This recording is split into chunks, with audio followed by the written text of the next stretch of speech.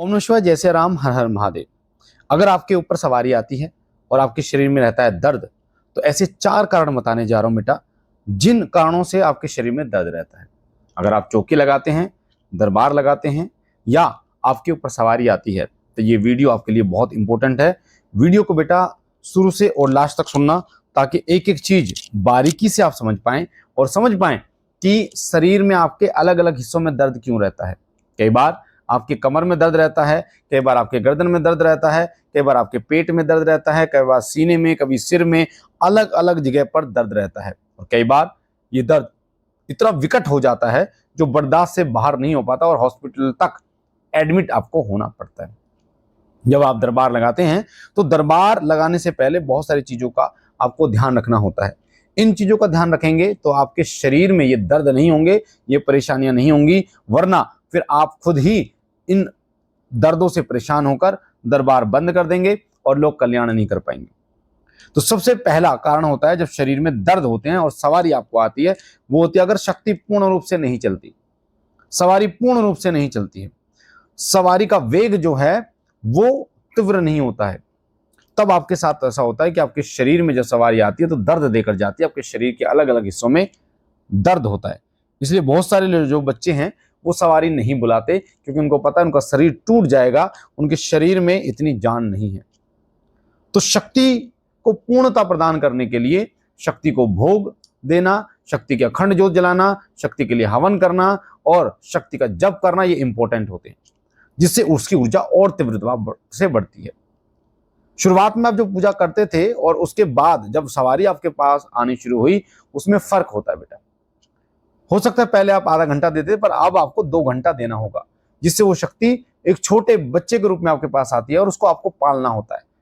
और जैसे एक बच्चा बहुत जल्दी हठी हो जाता है, रोने लगता है या आपका भी नुकसान कर देता है, अपना भी नुकसान कर देता है, उसी प्रकार ये शक्तियां जो पूर्णता से नहीं चलती, इनको सही मार्गदर्शन नहीं मिलता, तो ये शक्तियां फिर इसी प्रकार आपका नुकसान कर देती है। इसलिए आपको इन शक्तियों को पूर्ण रूप से गुरु के सानिध्य में चलाना है। अगर शक्ति आपके ऊपर आ रही है, अगर आप दरबार लगा रहे हैं, तो गुरु के सानिध्य में मार्गदर्शन के अनुसार आपको इनको चलाना, कि कैसे शक्ति को चलाना है, कैसे, ताकि आपके शरीर के अंदर दर्द ना हो।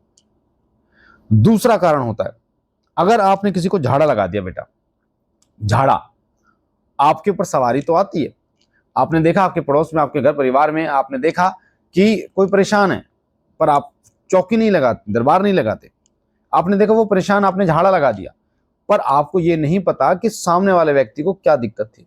कई बार ऐसा भी होता है कि सामने वाले व्यक्ति को बहुत बड़ा संकट है, कोई नेगेटिविटी बहुत ज्यादा बड़ी है, कोई मशान है, कोई जिन है, कुछ भी, और आपने जब झाड़ा लगाया तो वो आप पर हमला कर सकता है, वो आपके ऊपर हावी हो सकता है। तो ऐसी स्थिति में जब आप झाड़ा लगाते हैं और वो आपको हमला कर देता है, आपके ऊपर हावी हो जाता है, तब आपके शरीर में वो दर्द बनाने शुरू कर देता है। और इसका पता आप ऐसे कर सकते हो, कई बार जिस व्यक्ति को आप झाड़ा लगा रहे हैं, जो दिक्कतें, जो दर्द उसको थे, वो सेम दर्द आपको होने शुरू हो जाते हैं।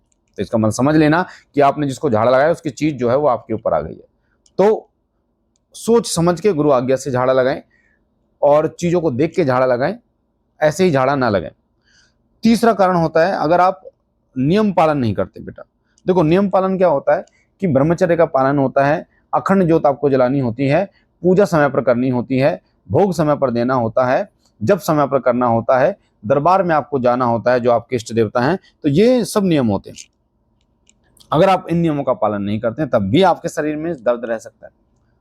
इसलिए कहा जाता है कि जब सवारी आपको नहीं आती है तब, और सवारी आने के बाद में आपके नियम बदल जाते हैं, पूजा करने का विधान बदल जाता है। इसलिए आपको इन चीज़ों का विशेष रूप से ध्यान देना चाहिए कि जो नियम है वो आपको जरूर पालन करने चाहिए। जैसे जिस दिन आपके इष्ट का दिन होता है उस दिन आपको ब्रह्मचर्य का पालन करना चाहिए। हो सके तो जमीन पर सोइए, हो सके तो उस दिन अखंड ज्योत जलाइए, और हो सके उस दिन भोग लगाइए। समय जो पूजा का होता है, एक समय, जैसे अगर आपको 7 बजे पूजा करनी है तो आप कोशिश कीजिए 7 बजे ही आप पूजा पर बैठ जाएं। आप हर महीने दरबार जाते हैं अपने इष्ट देवता के, तो आप कोशिश कीजिए हर महीने दरबार जाएं। ये नियम होते हैं बेटा, जिनका पालन करने से सवारी जो है वो तीव्रता से चलती है और आपके कार्य जो है वो पूर्ण रूप से होते हैं। चौथा जो कारण होता है वो बहुत बड़ा कारण होता है, और वो होता है संकट का काटना। अगर आप दरबार लगाते हैं, चौकी लगाते हैं, तो कई बार हमारे पास कई बच्चे आते हैं, लाइव में कई बच्चे जुड़ते हैं, जो बच्चे बोलते हैं कि गुरुजी मेरे शरीर के दर्द नहीं जा रहे, हम तो दरबार लगाते हैं, तो कई बार माता बहने या भैया भाई जो हैं, जो दरबार लगाते हैं, उनके साथ ये होता है कि वो संकट को उतारते हैं पर उनको समझ में नहीं आता कि संकट को रखना कहाँ है। चाहे वो नींबू से उतारें, चाहे वो गोले से उतारें, चाहे वो सामग्री से उतारें, संकट को रख के कहाँ आना आता है। तो आप अपने घर पे ही, कई लोग जो चौकी लगाते हैं उनके साथ ऐसा होता है कि उन संकट उनके घर पे ही आ जाता है और फिर बच्चों को परेशान करता है, उनको परेशान करता है। तो ऐसा नहीं करना चाहिए। इसलिए मैं मानता हूं, मैं कहना है कि आप घर पे चौकी ना लगाएं, दरबार आप घर पे ना लगाएं। कोशिश करें कि आप घर पे ना लगाएं, कहीं और लगाएं, कहीं मंदिर है वहां लगाएं, कहीं धाम है वहां लगाएं, मतलब आपका रेजिडेंस जहां पर है वहां से अलग लगाएं।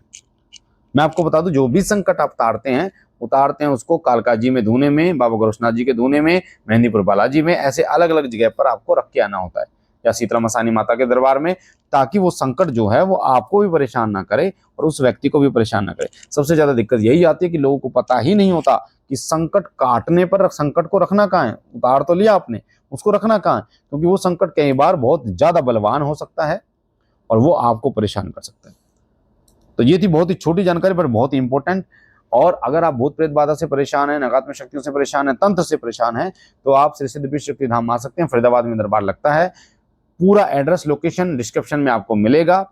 और साथ साथ में आप जब भी दरबार आएं तो आपको 1 बजे से पहले आपको आना होता है। और हर महीने संकटनाशक हवन हम करते हैं भूत प्रेत नकारात्मक शक्तियों के दमन के लिए, शरीर के दर्द को खत्म करने के लिए। तो आप संकटनाशक हवन में भी शामिल हो सकते हैं। उसके लिए दरबार का नंबर है 8130404375। इस नंबर पर व्हाट्सअप करें। हम मिलते हैं एक नई जानकारी के साथ।